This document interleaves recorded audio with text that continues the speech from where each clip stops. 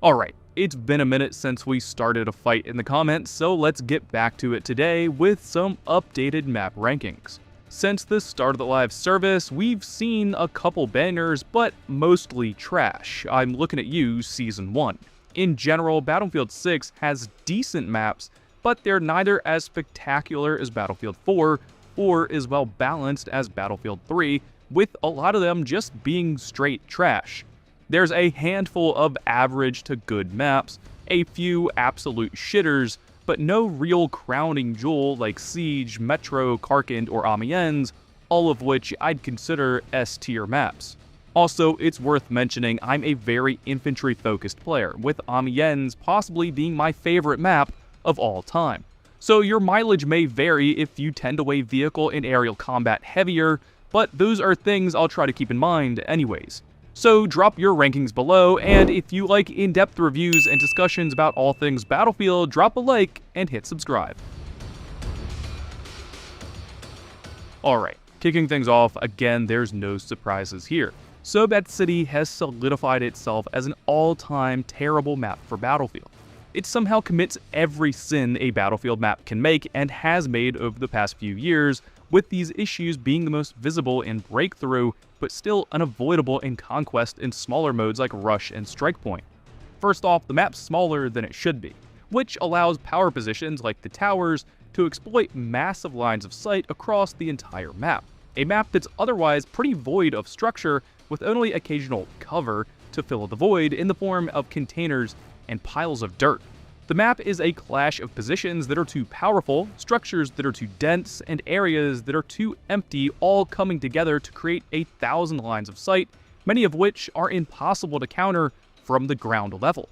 If you've ever attacked on Breakthrough on this map, you'll know what I'm talking about. A jarring shift from open fields to some of the worst interior spaces the franchise has ever seen, complete with head-glitched windows, several stories of open elevation, and tons of dark corners to camp in. Ultimately, the map forces players to hug cover, play passively, and prey on players who are moving in between objectives in order to get the game going. It commits every sin Enders talks about in his video about map design: too many lines of sight in too few lanes, and incredibly hard to counter power positions. It's an ugly, empty no man's land controlled by almost unlimited power positions that force players into a nasty meta and an all-time terrible map. Now, I don't hate Blackwell as much as most people. I'd still pick it over Sobek any day. But after everything DICE said they learned, Blackwell doesn't do anything well. Horrible cover, weak if any lane design, harsh dark colors, and it's not even that big. Just ask the pilots getting spawn camped. Even in smaller modes, I have no idea why they used the scrapyard as the map for Dom, Strike Point, and TDM when the hangars on the other end of the map exist. Hell, even Rush goes through the middle of fuck nowhere instead of actually using the map's few POIs. The one saving grace is that the map's hills add enough elevation to break up lines of sight and give players something to work with. But ultimately, it's in vain due to how underdeveloped the rest of the map is. Now, moving up the list slightly, we got Liberation Peak, a map that commits many of the same sins as Sobek, but also shows some fixes for maps of this style. While nowhere nearly as good as something like San Quentin Scar, it does use some of the same tactics to help break up what could otherwise be an absolutely unplayable mess. While snipers are certainly an issue on the high side of the map, and traveling between objectives is often a death sentence, the map's use of elevation can help break up lines of sight, and positions things like the village in their own unique pockets, which ends up being one of the best maps for Strike Point and TDM. This technique really helps give players options in their gameplay with how, where, and when they engage, because they have structure to play around. Overall, a much stronger offering than Sobek or Blackwell, as it gives players a more focused map with more defined play areas, but still a sniper fest with too many nooks, crannies, and lines of sight that could really use a little more in the way of trenches or structures to break up these massive open areas where players become defenseless. Now, Morocco Valley is essentially what Sobek could have been if it implemented some of the same elevation tactics we've seen in a Liberation Peak. The map does a good job of limiting power positions with fewer central buildings, and does break up lines of sight with its elevation a lot better than Sobek. Its more lush environment also allows players a little more visual cover and offers some really beautiful spaces for vehicle combat with endless clips of the map's crane collapsing as jets pass over. However, while Conquest is reasonably enjoyable on this map, Breakthrough is absolutely brutal, especially in the first sector even after all the changes. It has a real Passchendaele vibe, but with less linear lane structure and more potent gunplay, something Battlefield 1 avoided with its more period-accurate weapons. Muroc is almost a classic like Goldman Railway, but ultimately doesn't have the same satisfaction on Conquest nor the balance on Breakthrough. It's overall just a mid-forgettable map, in my opinion.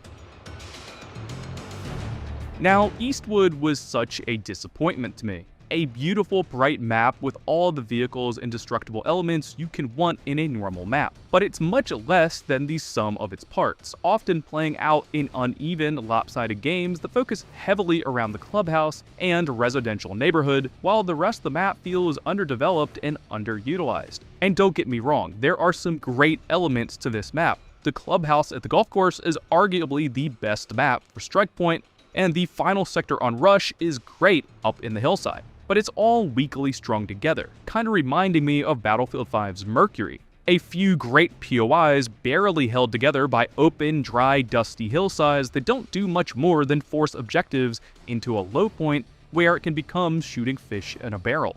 And not to mention, the destruction, especially in the neighborhood, is just poorly designed. After a few minutes with vehicles, that part of the map becomes an open field with zero lane structure. A great looking map with fun POIs, but poorly executed with weak lane design and huge areas of the map that lay underutilized.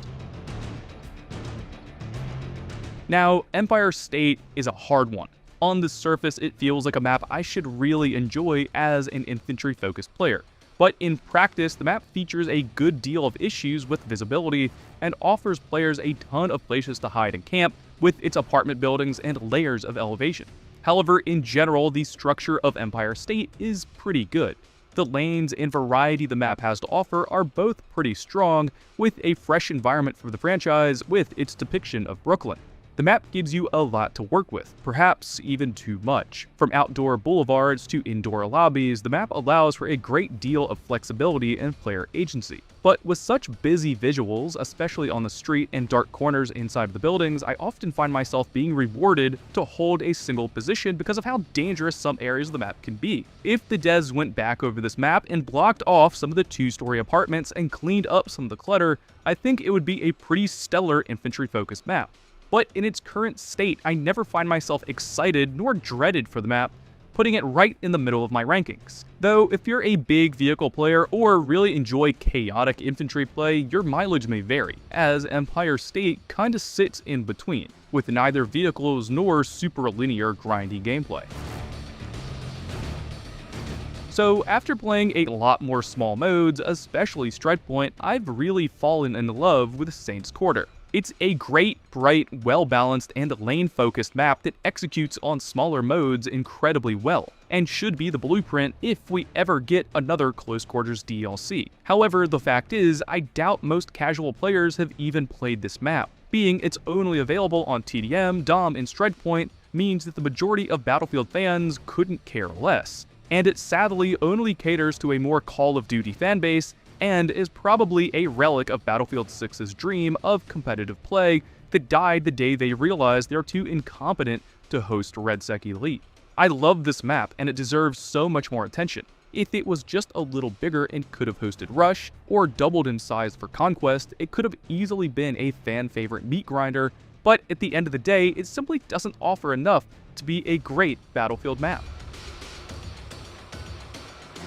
Now, Firestorm is a classic, the godfather of Conquest. But the more I play the game and deal with the game's horrid weapon balance, one-shot body snipers, and inconsistent vehicle mechanics, the less I want to play maps like Firestorm, and it's a shame. Firestorm is the OG of Conquest and can shine in things like Rush. But between the horrible balance, map layouts for smaller modes, and the community's concerns over vehicle play, the less relevant this map becomes.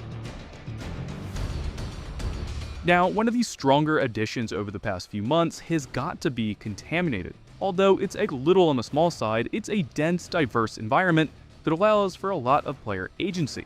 I personally run an AR or LMG on the top half of the map and rotate between the tunnels and hillside objectives. Meanwhile, my friends opt for the Little Bird or sometimes sniping. It's a great rich map with lots of ways to play, just a little underwhelming.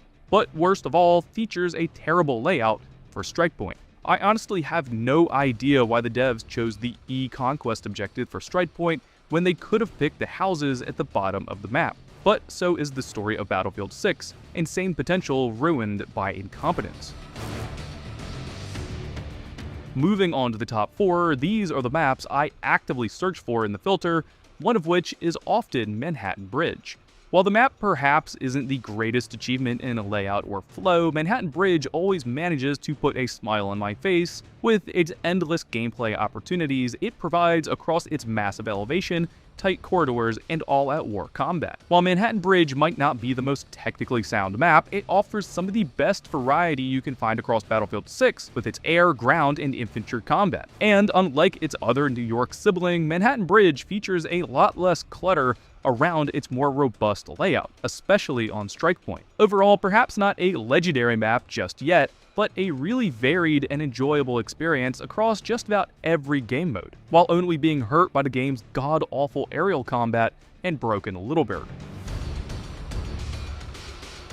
Now, Iberian Offensive still surprises me, in the same sort of way Devastation did in Battlefield 5.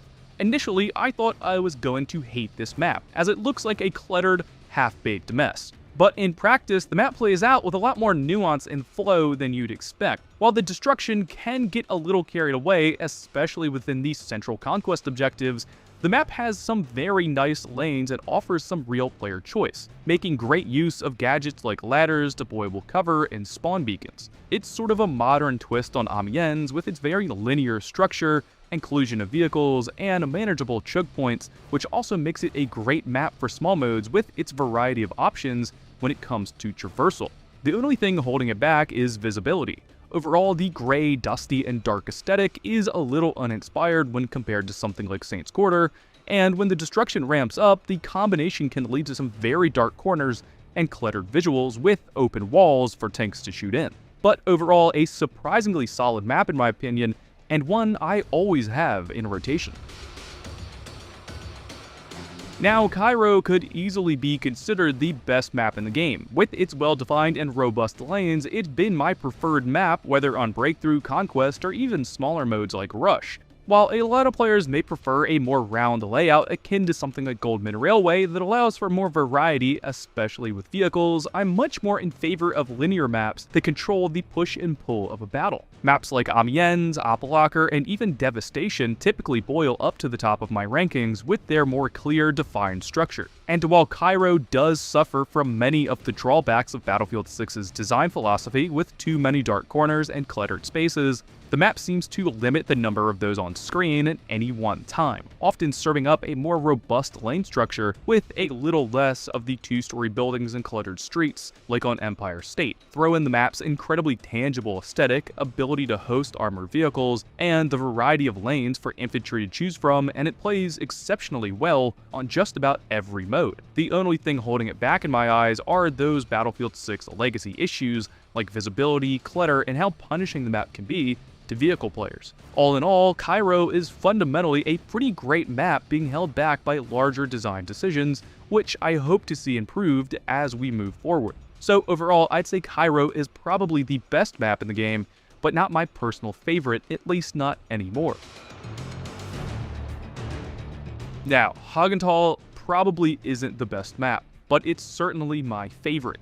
Overall, it does a great job of expanding on the Meat Grinder legacy, taking a linear flow that reminds me more of Redacted than anything else, and expanding upon it with larger lanes, more touch points to push through, and destructible walls that are one of the few times we see Battlefield 6 use destruction in a meaningful way to open up lanes and change the flow.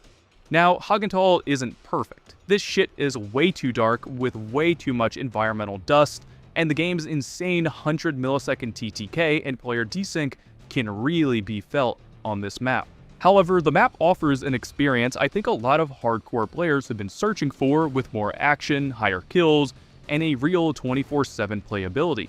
Hagenthal isn't perfect, but between its evolution on the meat grinder formula, new flavor of gameplay for Battlefield 6, and night vision party piece, it's a super fun experience for those of us who love the grind.